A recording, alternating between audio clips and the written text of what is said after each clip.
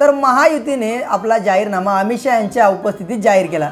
तर यामध्ये त्यांनी सांगितलं जे आपली लाडकी बहीण योजना आहे त्या लाडक्या बहीण योजनेचे जे 1500 रुपये महिन्याला महिलांना मिळत होते तेच 2100 रुपये करणार। आणि दुसरं गोष्ट म्हणजे जे वृद्धांची जी 1500 रुपये जी पेन्शन होती महिन्याला ती पेन्शन त्याची सुद्धा 21,000 रुपये करणार, म्हणजे 2100 रुपये करणार असं महायुतीने सांगितलं आहे। त्याच पद्धतीने जीवनावश्यक वस्तूंचे दर स्थिर ठेवणार असं सुद्धा आश्वासन करण्यात आलं आहे। त्याच पद्धतीने शेतकऱ्यांना कर्जमुक्त करणार, शेतकऱ्यांना भावांतर योजना आणून त्यामध्ये त्यांना त्या योजनेमध्ये सामील करू घेतलं जाणार।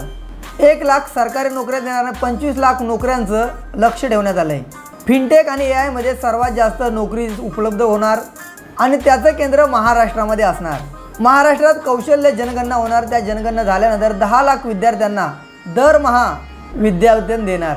गडकिल्ल्यांसाठी प्राधिकरण तयार करणार, महारथी मार्फत मोठ्या लॅब तयार करण्याचं आश्वासन सुद्धा महायुतीने जाहीर केलं आहे। हे सर्व जाहीर करत असताना अमित शहा यांनी सांगितलं की महायुतीला पुन्हा एकदा तिसऱ्यांदा जनादेश तुम्ही द्याल हीच अपेक्षा करतो, निवडून द्याल आमच्या उमेदवारांना हीच अपेक्षा करतो असं सुद्धा अमित शहा यांनी म्हटलं। तर या महायुतीच्या जाहीरनाम्यावरती तुमची प्रतिक्रिया नक्की कमेंट करा। इथपर्यंत व्हिडिओ पाहिला असेल, चॅनलवर नवीन असाल, सबस्क्राईब करायला विसरला असाल तर नक्की सबस्क्राईब करा।